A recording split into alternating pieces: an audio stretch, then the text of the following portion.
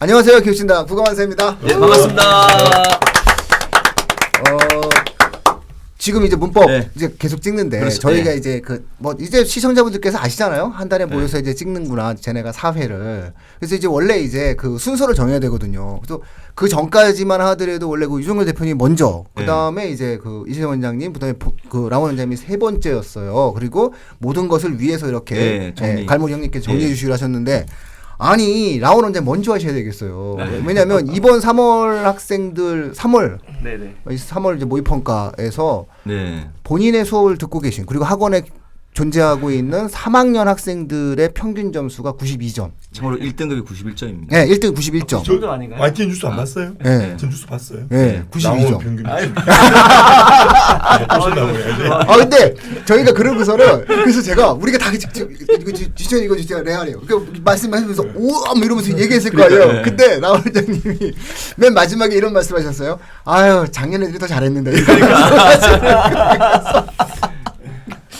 결론은 낮다. 결론은 첫 번째의 어떠한 그 문법 강의에 대한 어떠한 노하우는 그런 라온 원장님 말씀하셔라. 배우는데요, 저희들은. 그래서 오늘 시간은 라온 원장님의 어떠한 문법에 관련된 어떠한 특징적 노하우, 구체적인 방법을 듣는 시간을 갖도록 하겠습니다. 공부가 즐거운 라온. 그렇죠. 사실 오늘은 정해진 게 없어서 저도 정해지지 않은 프리스타일로 좀 하겠습니다. 네.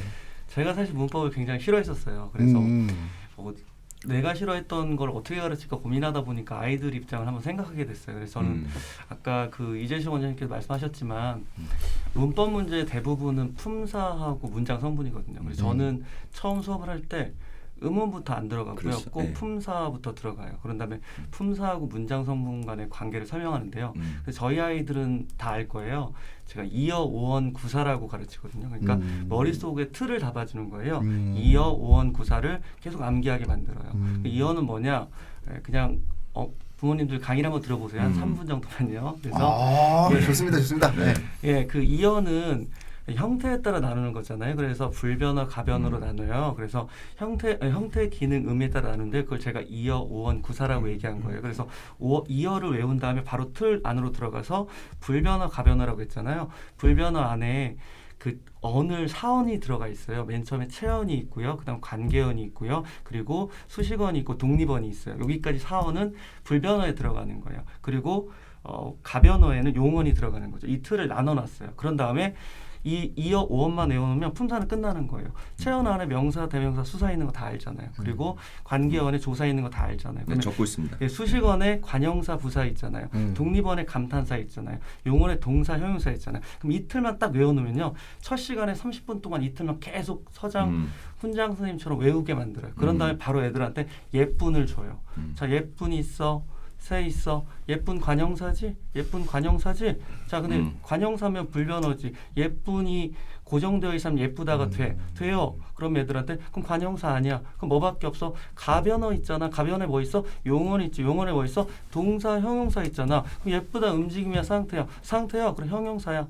이런 식으로 틀을 만들어주는 거예요. 그럼 나중에 애들이 하나도 안 헷갈려요. 그런 다음에 이 작업을 다 해놓은 다음에 문장 성분을 들어가요. 그 문장 성분하고 비교하면서 관형사하고 관형어는 다른 거라고 얘기해주면서 관형어의 형태를 얘기해주는 거예요.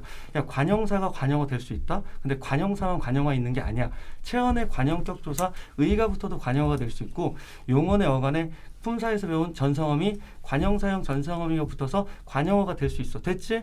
관형사와 관형어 같은 거 아니야 라고 한 다음에 그 틀을 계속 만들어주는 거예요. 그러면 이 틀 작업을 해놓은 다음에 문제를 풀면 야 작은이 관형사니? 라고 물어보면 아니에요. 관형어예요. 품사는 가변어니까 용언이니까 형용사네요. 계속 이 연습을 시키는 거예요. 그래서 아까 기본기가 중요하다고 말씀하셨는데요. 저는 아예 이걸 판서를 통해서 문제 하나도 안 보고 1시간 동안 계속 이것만 하고 다음 시간에는 문장 성분하고 계속 비교만 해주는 거예요. 그러면 이걸 한 2-3시간 틀을 만들고 나면 아까 말씀하신 것처럼 백지를 준 다음에 다 쓰라고 해요. 이어, 오언, 구사를 출발점으로 해서 불변어, 가변어부터 다 쓴 다음에 그 다음부터 문제풀이로 들어가는 거예요. 그러니까 애들이 1학년 때 이걸 하고 또 2학년 때 제가 들어가서 특강으로 이걸 또 해요. 3학년 겨울방에 또 해요. 나중에 문제풀이 할 때 기본이 달리는 친구들은 없는 거죠. 그래서 완벽하게 잡고 그런 다음에 예, 의문으로 들어가요. 왜 의문 들어가려면 형태소의 개념을 알아야 되기 때문에 폼사 파트 먼저 해놓고 들어가는 게 좋거든요. 그래서 저는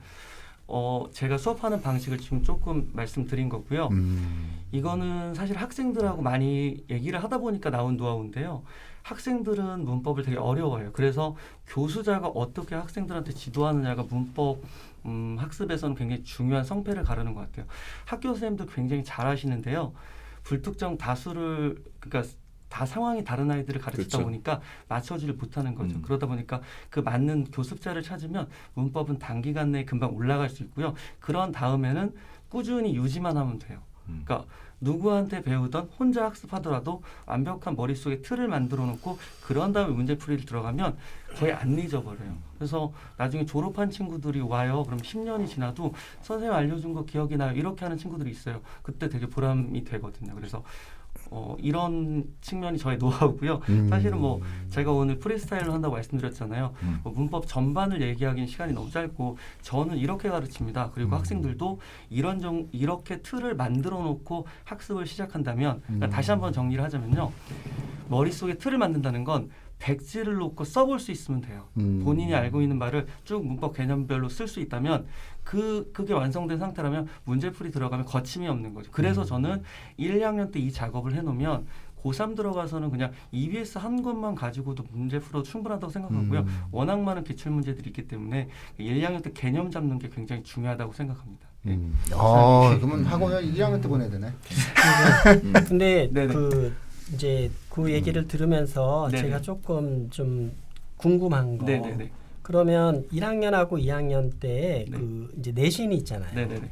그러면 이제 내신을 들어가게 됐을 때의 그 문법은 네. 어떻게 취급을 하세요? 그러니까 이 질문은 그러니까 실질적으로 예를 들어서 어떤 특강 같은 걸로 1학년이나 2학년 때의 문법을 접근할 수도 있고 네네. 그다음에 이제 또 내신은 그게 다 들어가는 거는 아니잖아요. 네네. 보통 고등학교 1학년에 국어가 이렇게 있으면은 거기 단원에 하면 9단원, 10단원까지 이렇게 네네네. 있게 되면은 이제 그런 때도 이제 문법도 나오고 이러잖아요. 네네네. 그러면 지금 하셨던 것에서 이 이제 지금 말씀하셨던 건 수능 전반으로 얘기를 한 네네네. 거고 거기는 이제 좀 세부적으로 그렇게 네. 들어가게 분명히 차이가 좀 있을 것 네네. 같은데 그럴 때는 어떻게 하시는지. 이제 기본 틀은 잡혔으니까요. 그 다음은 암기의 영역이라고 아이들한테 얘기해요. 그래서 무한 반복을 합니다. 그래서 그렇죠. 가르친 네. 거는 저는 무조건 확인을 하는 편인데요. 배웠던 거를 새로운 걸 가르치기보다는 저는 철저하게 교과서하고 학교 선생님 내주신 학습지 예문만 가지고 연습을 하고요. 예문 외에 추가되는 것들은 선생님 말씀까지 아이들이 다 기록을 하잖아요. 그거 정도까지 해줘요. 그걸 벗어나는 건 저는 응용의 영역이라고 생각해요. 우리는 암기 영역 대비해주고 기본기 응용도 해줬기 때문에 그 정도 해주면 저는 충분하다고 생각합니다. 예. 지금 이 시간이 라운에게 묻는다 하잖아요. 그죠? 그렇죠.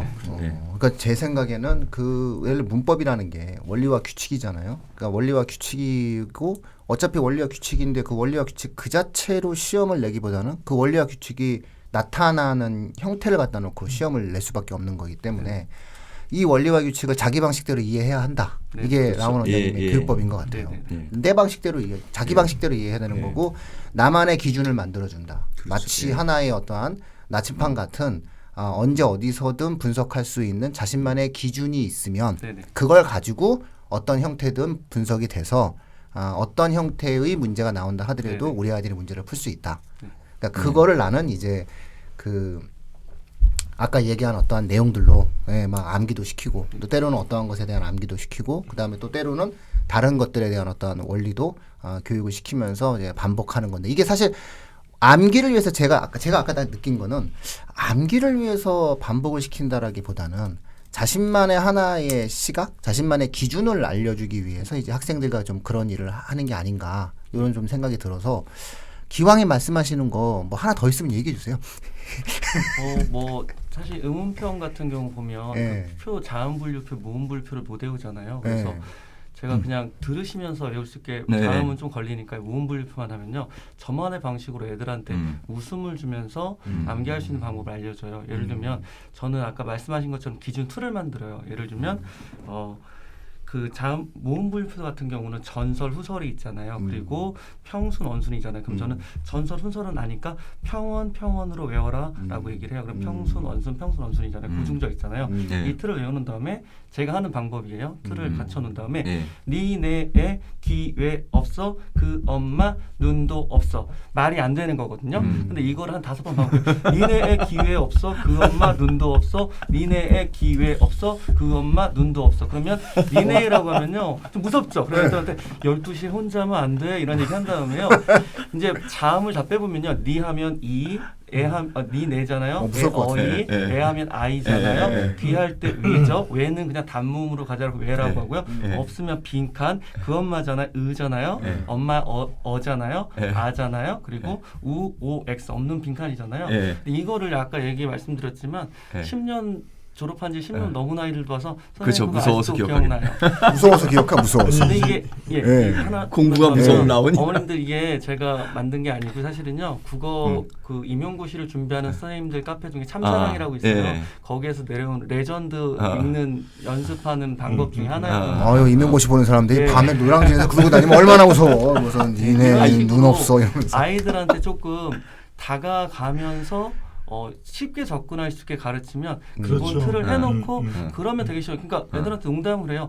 야 니네 애하고 에그, 애플 이런 거 구분돼? 안 되잖아. 그거 사실 나도 구분 못해 하지만 시험 나왔을 때는 구분해야 되잖아. 어떤 방식으로라도 니네가 외울 수 있어야 돼. 선생님이 이게 좀 비교육적일 수도 있는데 우선 외우고 나서 우리 한번 문제 풀 때 적용해보자라고 얘기해서 아이들이 이걸 왜 해야 되는지를 동기부여를 한 다음에 접근하는 거죠. 이게 사실 뭐 암기와 이해니까요. 그 교육이라는 건 원래 암기와 이해예요. 그러니까는 암기를 싫어하고 암기를 마치 반교육적이라고 이해하는 것 자체가 말이 안 틀린 되죠. 거예요. 예. 아니요, 뭐 수학 공식 외워야 되는 거 영어 단어 예. 외워 말이 안 돼요. 그래서 암기와 이해라고 하는 것은 뭐 똑같이 가야 되는 거니까 잘 암기시키기 위한 과정이 필요한 거죠. 우리 뭐 이번 방송에는 이런 그 암기 팁들 한번 아니 지금 해볼까요? 아니 제가 이렇게 사실은 이렇게 하나만 딱 했는데 이렇게 생각될 수도 있잖아요. 저거 하나가 다인가? 그래서 하나 더 얘기해버렸더니 막 나와. 그래서 아이고 그만해야 될 것 같아요. 왜냐면은 계속하면 계속 나올 것 같아요. 그러니까 안 되겠다. 왜냐면 예, 청취자분들 많은 것 같아요. 예, 이분 많은 것 같으니까 괜히 얘기했다가 계속 한 하루 종일 눈 없어 이런 거 나오는 거 무섭잖아요. 예, 그래서 안 될 것 같아요. 사회자님께서 말씀을 잘 해주셨는데요. 저는 그 틀을 만드는 과정이 되게 중요하다고 생각해요. 예. 한변 완벽한 틀이 만들어지면 그 틀을 가지고 적용할 수 있고요. 그 다음 이제 하나 더 말씀드리고 싶은 건 예외가 분명히 나와요. 학교 문법이기 때문에 그럴 때 틀을 벗어나는 예외적인 건 계속 공부를 해서 습득하면 되는 거예요. 그러면 나중에 문법은 아까 유정걸 원장님 말씀하신 것처럼 어느 정도 된 친구들은 그냥 독서의 영역, 비문학의 영역이라고 저는 생각해요. 그래서 저는 문법 수업은 아마 국어 강사라면 다 자신 있을 거예요. 그리고 자신만의 노하우가 있을 거기 때문에 어떤 분을 만나셔도 국어 문법은 뭐 상관없는 것 같아요. 대신 그분의 철학과 그분의 방법을 받아들여서 자기 걸로 만드는 과정, 그게 가장 중요하다고 저는 생각합니다. 학생이 근데 만약에 내가 지금 지도받고 있는 선생님의 문법이 어렵다라고 얘기하면은 빨리 눈업수를 찾아오십시오. 그러셔야 되겠네. 이것이 굉장히 중독성이 있는데요. 이게 저 중독성이 있어요. 이게 제가 학부모님들이랑 설명회 할 때 자동봉진이라고 외우세요 이러거든요. 그렇죠. 그러면 뭐냐고 그러면 따라해보세요. 자동봉진. 3번만 하면 다 외워진다. 자동봉진, 뭐 자율활동, 동아리활동, 봉사활동, 진로활동, 뭐 어머님들이 막 금방 외우거든요. 근데 그것처럼 어쨌든 아무 의미가 없지만 그 의미 없는 어떠한 말 속에서 굉장한 의미를 이제 갖게 되거든요. 그래서 그런 어떤 부분이라 굉장히 좀 색다른 것 같아요. 저도 예전에 제가 역사 되게 좋아했었잖아요. 저 역사 좋아해서 왜 태정태세 문단세 이렇게 그렇죠. 외우잖아요. 네, 근데 전 그렇게 안 외웠거든요. 헷갈리더라고요. 짜증나는 거예요. 왜냐하면 저는 태정태세 문단세 이렇게 너무 헷갈려서 저는 태정태세 문단세 예성 연중인명선 광인효연수 숙경영정 이렇게 외웠어요. 왜냐하면 이게 이제 15세기, 16세기, 17세기, 18세기로 나눠가지고 다 외웠거든요. 그래서 이렇게 외우면 편하더라고요. 그래서 고등학교 때 저 이렇게 막 외웠어요. 했더니 친구들이 막 따라해가지고 지나서도 이제 그런 얘기를 하는데 막 제자들 오면은 맨날 그 얘기하고 놀겠네요. 네? 제자들이 오면 막 뭐 이렇게 외웠어요. 이건 이렇게 외웠지 뭐 이러면서 굉장히 좀 의미 있게 문법을 어떻게 이해시켜야 되는지에 대한 고민을 굉장히 많이 하신 것 같네요. 그러니까는 내 아이들에게 뭔가의 해석의 틀을 말려주기 위해선 필요한 형태의 암기가 필요하다. 그러면 결국 같이 암기시키기 위해서 이걸 어떻게 쉽게 암기시킬까를 고민하셨다는 거잖아요. 네. 그러니까 아까 말씀한 문법은 국어 선생님들은 다 잘하세요. 잘한다 생각하시고 저도 엄청 잘합니다. 알고 있습니다. 그런데 정말 잘하는 사람 다르거든요. 그래요? 그 보면 알아요. 그러니까 어떤 수업부터 시작했는지 아까 라오노님 말씀하신 대로 실제 문법 모든 교과서 시작은 의문이에요. 근데 의문부터 하면 전 안 된다고 생각하거든요. 그러니까 원래 품사랑 성분부터 들어갔어야 되는데 교과 과정이 다 의문돼 있으니까 의문에 충하는 것부터 시작해서 사실은 그거를 수업 처음 시작에 의문하는 선생님들은 전 좀 약간 좀 죄송하지만 하수로 좀 보는 거고 그 두 번째는 또 그런 문법을 어떻게 가르칠 수 있는 어떤 그 아까 형식적 노하우들 있잖아요. 그 되게 차이가 많이 나거든요. 그러니까 저는 그 라오너님이 정말 동의하는 부분이고 그리고 저는 하나 좀 말씀드리면 그 서머리 노트를 꼭 하라고 얘기를 하거든요. 그 수업 듣고 나서 정리를 꼭 해야 되는데 테스트도 서술형으로 좀 보는 게 되게 도움 많이 되더라고요. 아이들이 자기들이 이해했다 생각하는 것하고 자기 거를 완전히 그 체득하랑 다르잖아요. 그러니까 수학 같은 경우는 공식을 외워서 수업을 듣고 이해가 안 되면 또 문제를 풀고 암기를 해요. 근데 국어는 수업을 듣고 이해가 됐으면 끝이에요. 그러니까 결국 아이들이 한 번 듣고 끝나서 암기하지 않으니까 그 다음에 다시 또 요요가 되거든요. 요요 정말 무서운 단어. 예. 그래서 저는 뭐냐면 꼭 서머리 비슷하게 또 노트를 정리도 하고 두 번째는 서술형으로 그 대한민국의 선생님들이 좀 아이들 시험 많이 봤으면 그러니까 객관식으로 보는 거는 한계가 좀 있거든요. 다 객관식은 고르면 되는 거잖아요. 근데 문법은 이해 측면과 암기 측면을 함께 봐야 되니까 그걸 서술형으로 보는 거는 저는 추천드리고 아마 란 원장님 하고 이렇게 하시겠죠? 그죠? 글자로서 보시더라고요. 근데 그 광진에 마지막에 질문 드리면 뭐 광진에 있으면 뭐 그렇다 쳐요. 예? 찾아가도 되고. 예. 근데 광진에 없는 학생들에게 한마디 해주신다면? 저는 이렇게 말씀드려도 되나? 그냥 저는 그렇게 생각해요.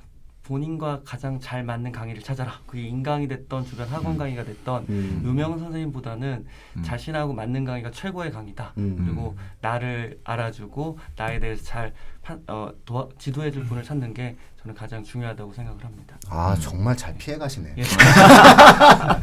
이렇게 순간 당황했는데 굉장히 잘 피해가시네. 결국은 그러니까 그게 광진까지 오라는 거예요, 저 얘기는. 아니 그런 뭐 그냥 우스갯소리보다는 그러니까 이제 아까 얘기했던 거에 이제 제가 좀 학부형이라고 그러면은 이런 질문을 할 것 같아서 그랬어요. 그러니까 이제 예를 들어서 라온 원장님의 그런 수업을 뭐 이래서 고등학교 1학년 때 이렇게 들은 아이들이라든가 이런 애들은 그런 이렇게 말씀하신 것처럼 큰 틀을 제시해주고 그거에 대한 개념과 원리 이런 걸 알고 그렇게 되면 이제 얼마든지 적용할 수 있다 이렇게 되는데 이제 한 우리 아이가 학원 안 다녔었던 애예요. 근데 한 여름방학 고등학교 1학년 여름방학 때쯤에 이제 예를 들어서 이제 라온 원장님네 그런 학원을 갔는데 그런 큰 틀이 없어. 근데 그런 애들을 그러면은 이를테면 이제 어떻게 지도 관리를 하는지 그런 게 생기죠. 그게 이제 사실을 따지고 보면은 사회자님이 만약에 다른 지역에서 있는 애들이라면 그럼 그거 어떻게 하니? 이런 질문인 거잖아요. 학부형이라면 당연히 할 것 같아요. 그럴 땐 이제 어떻게 대답을 하실 거예요? 못 들어오시잖아요, 그 학원. 네, 나오는 예를 들어서 대기 200명. 대기 200명이라 못 들어오잖아요. 분기별로 저희도 특강을 하는데요. 저희 같은 경우는 뭐 정규 특강은 아니고 일회성 특강인데요. 이런 틀을 익히는 특강을 꼭 여름방학 겨울방학 만들었습니다. 그래서 이거 자랑해도 되나요? 그래서 네. 특강 전부를 기부하는데요. 어린이병원에 10,000원, 20,000원 정도 한 다음에 그냥 그 기본적인 우리 학원을 수강하기 위해서 들어야 되는 강의들은 꼭 분기별로 하고 학생들을 받는 것도 매달 받지 않고 분기별로 받기 때문에 그런 아이들은 훈련이 돼서 다시 본섭에 합류할 수 있게 합니다. 그리고 3학년 때는 나중에는 클로징을 해버리죠. 그래서 아예 이제 못 들어오는. 예, 그때쯤 되면 같이 가기 힘든 상황이 돼버려서 기존에 있는 아이들만 같이 가고 있습니다. 뭐 이 정도면은 뭐 충분히 예, 뭐 어떤 하나의 어떤 느낌을 받으셨던 것 같아요. 제가 오랜만에 뭐 제가 존경하는 후배 또 기부까지. 이거 얘기하면 안 돼요. 기부해요. 이거 편집해 주세요. 네. 아니요. 저희는 세이브 더 실드런이었는데 좀 바꿔볼까 생각 중입니다. 네. 지난 6년 저희도 한 8년 했습니다. 근데 조금 이제 다른 걸 바꿔야 되나. 이제 저만 자꾸 질문을 하는 것 같은데 다른 대표님도 또 질문하고 지금 이렇게 나온 네, 대표님한테만 그렇게 하는 거잖아요. 네네, 나온 편입니다. 근데 이제 또 이제 제가 다른 분 질문 없으세요? 제가 또 마저 또 해드릴까요? 그러니까 이제 이렇게 되면 그러니까 이제 아까 했던 거에 그냥 일반적인 거는 그렇게 되는데 이재식 대표님이 얘기하셨던 것처럼 그 문법도 이제 아주 얘기했던 대로 이렇게 이제 그 전 원장님도 얘기하셨던 것처럼 그 이제 예외적인 것도 예년에도 보면 EBS에서 이제 예외적인 어떤 의문에 대해서 그 이중모음을 뭐 첨가인지 뭔지 뭐 그런 거 한번 나오고 그러니까 이제 그렇게 해서 얘기하셨던 것처럼 뭐 킬러 문항이라든가 뭐 이런 것들이 나올 수 있잖아요 얼마든지. 네. 그럼 이제 그런 것들이 혹시 또 별도로 있는지. 그러니까 이제 아까 얘기했던 것처럼 큰 틀은 물론 그렇게 가는데 또 이를테면 이제 한 2등급인 애들이 이제 문법에서 자기는 많이 틀려서 꼭 1등급 받고 싶은데 이럴 때는 어떻게 해요? 또는 뭐 3등급 애들도 마찬가지로 좀 분명히 이 문법에서 애를 먹고 있는 애들이 있을 텐데 뭐 그런 애들이나 그런 학부형들한테 해줄 수 있는 말이 혹시 있으시다면. 다른 분들도 비슷하실 것 같은데요. 그런 친구들은 따로 자료를 만들어서 주거나 또는 또 제가 책임져야 되니까 따로 보충 시간을 만들거나 해서 해주기 때문에 거의 대부분은 따라오고 좀 아쉽지만 그렇게까지 해서 못 따라올 때는 같이 하지 못하는 경우도 그렇지 않을까 생각됩니다. 예.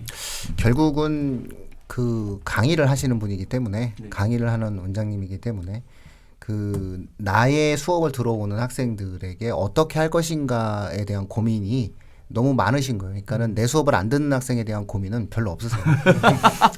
이게 밝혀진 거야. 정확한 거야. 이거는 내 수업 안 들으면 뭐 난 미안하지만 난 잘 모르겠다. 이런 태도예요 지금. 아까 계속 질문하는데 아이고 뭐 미안하다. 나는 모른다. 그거 왜 나한테 와서 물어봐. 이런 지금 태도를 계속 견지하고 계십니다. 그래서 주변에 어떤 그 확인이 되시면은 활용하시고요. 아마 해주셨던 말 중에 가장 핵심적인 거는 외워야 한다면 피하지 그렇죠. 마라. 예.